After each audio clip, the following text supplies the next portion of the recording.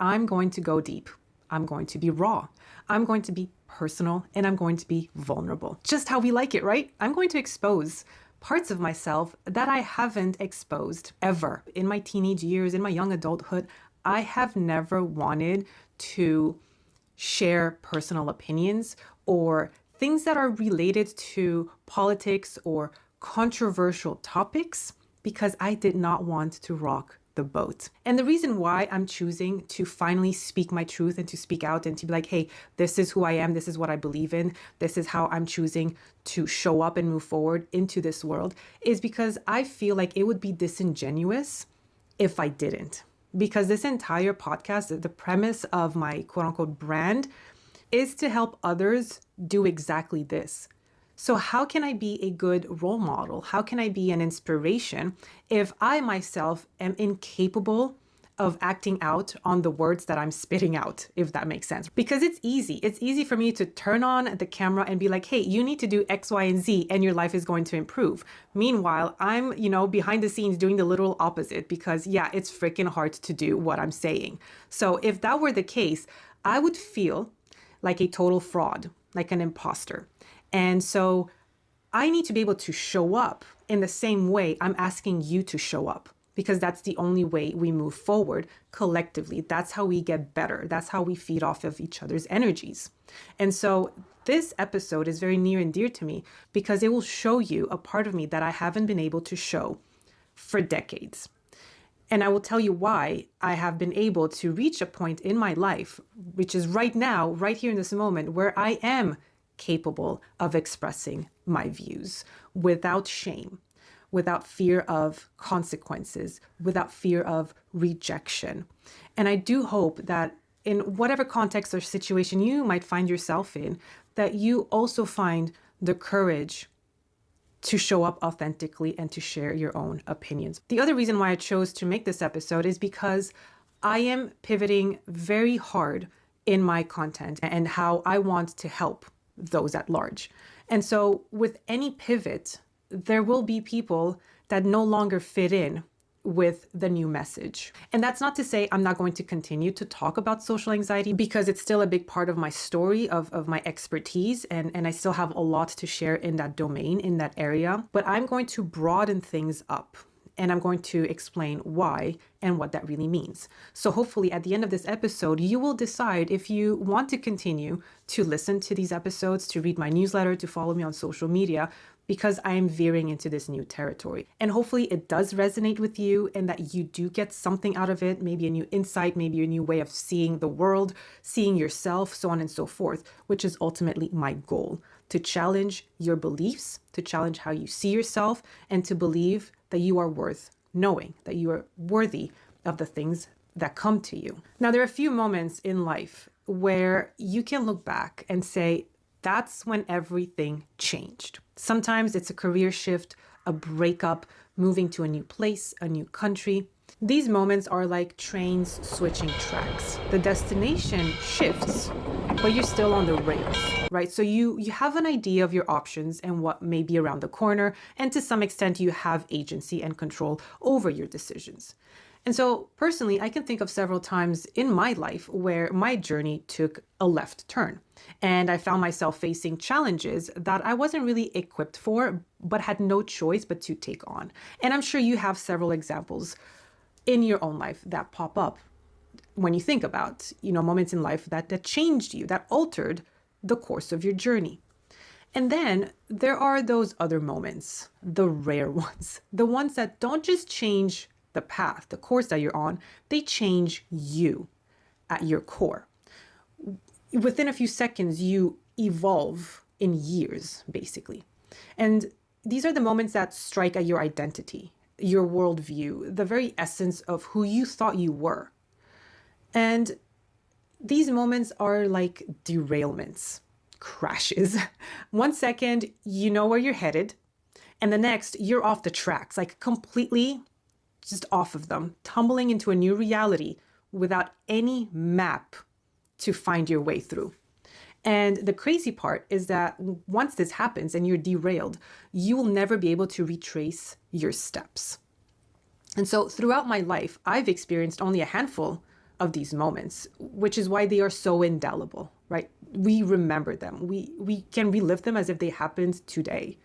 And so for me, one was when I became a mom, and I think that goes for a lot of people when they become parents. That in itself altered my brain on a physiological level, right? The chemistry changed, but it also changed me psychologically. It forced me to confront generational trauma I didn't even realize I was carrying. And so I ended up spiraling for quite some time until I found my footing, thanks to therapy. Another moment was when I dropped everything I was doing, sold all my belongings, and moved to another continent. This happened in 2019 when I moved from Florida to Amsterdam in the Netherlands. And so you can imagine that not only did that alter the course of my life, my journey, my career, but it also left me on unstable and unfamiliar ground. But then there was a more subtle moment, one that I never saw coming. And not only did it unravel everything I thought I knew and believed in, but it did so in such a violent way that I still haven't recovered and probably never will. And that moment was basically me buying a book. Right, a book. Have you ever had a book do such damage to your soul? And so that book made me experience derealization. I was completely separated from the reality that I had grown up into, that I believed in. So in October of 2023, I picked up a copy of The 100 Years' War on Palestine, among one of many books on that topic. But reading it shattered my worldview. It eventually sent me into rabbit holes about Congo, Sudan, Haiti, Tigray, colonialism, the patriarchy, racism, white supremacy, capitalism, imperialism. The list is endless. And so at one point, I found myself completely engulfed by the darkness I unearthed to the point of paralysis. I couldn't get off my couch. Yet I couldn't stop bearing witness. I told myself it was the least I could do after living a life of such privilege, where I never bothered to understand how my actions affected those at large. What I'm trying to get at is that it's safe to say that I am no longer who I was before that month. And while I am grateful for that, for the growth and the journey and the evolution, there's so many days I wish there were a blue pill I could take to revert back to my previous programming.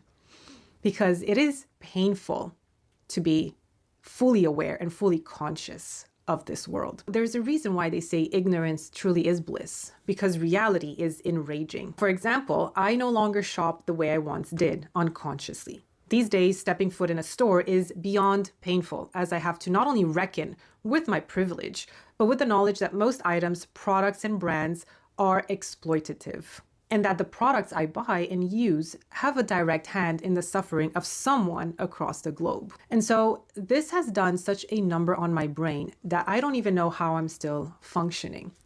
And to be honest, this is partially why I've taken a huge step back in showing up online and creating content for the past couple of years, because I did not know how to. I did not know how to navigate this new world I found myself in, this new awareness I had.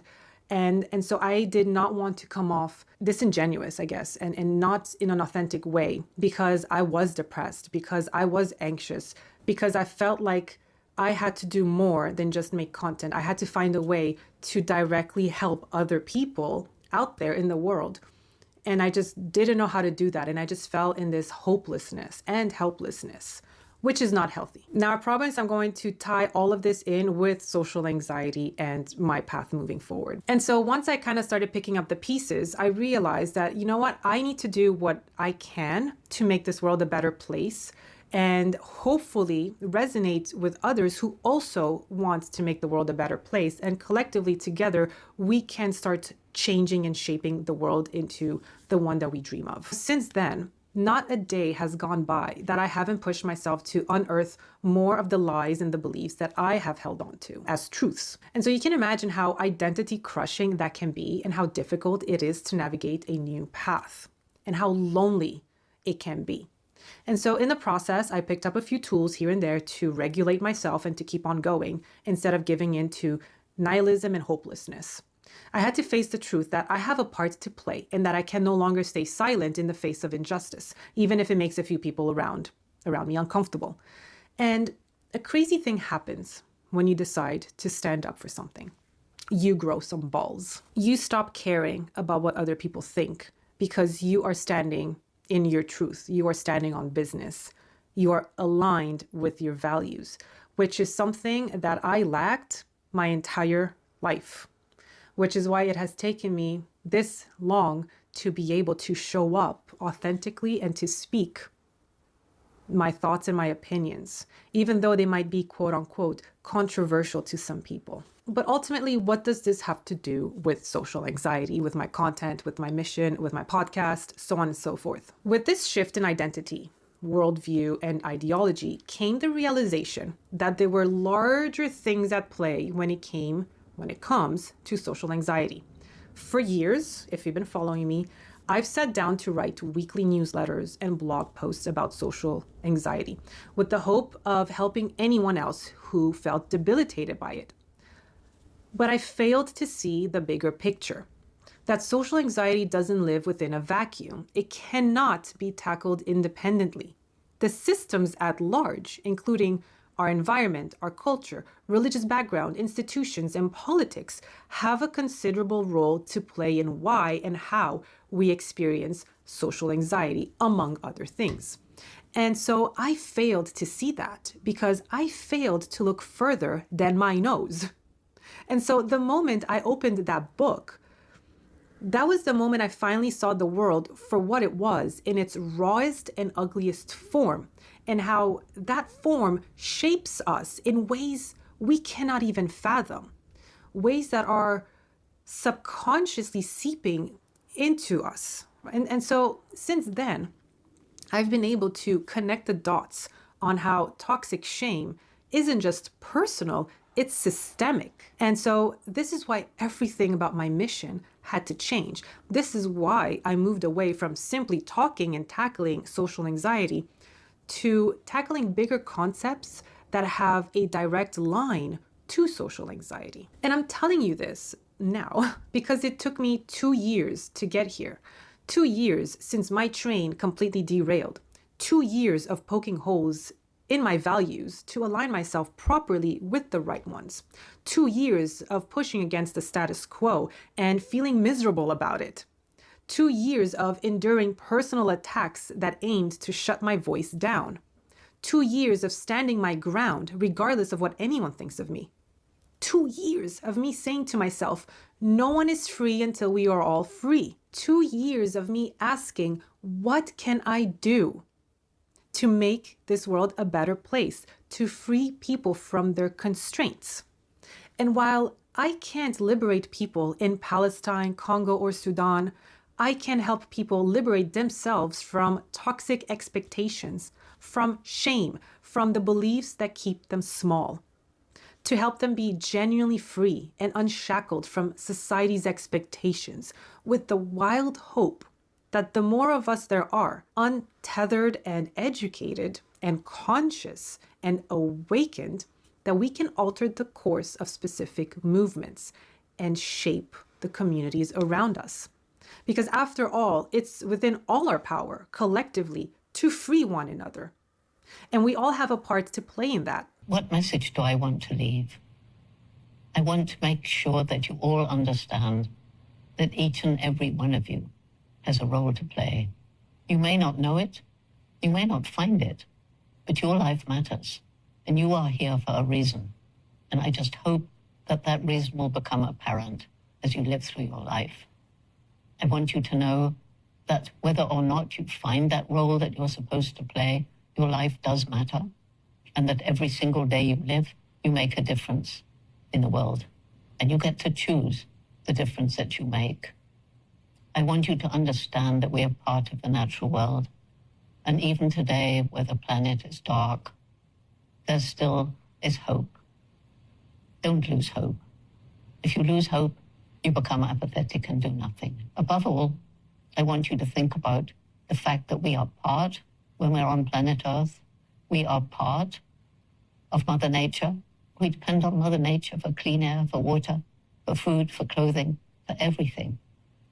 And as we destroy one ecosystem after another, as we create worse climate change, worse loss of diversity, we have to do everything in our power to make the world a better place for the children alive today and for those that will follow.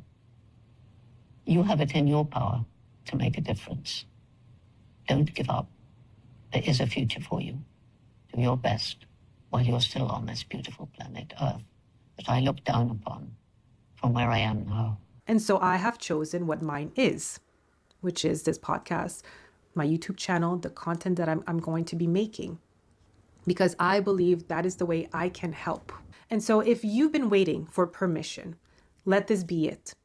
To let go of what no longer serves you, to stop caring about what other people think, and to align with the values that actually matter to you, and to not deviate from them the moment you get personally attacked or rejected. Now, looking back, I may not have known where that book would take me, but it gave me the clarity I needed to know what path I want to be going on moving forward. And it's the path of helping you find your freedom from shame, from expectations, from silence, from neutrality, so that you can grow the biggest balls ever to tackle whatever comes your way confidently, and to reach for those goals, and to find the people that will love you for who you are.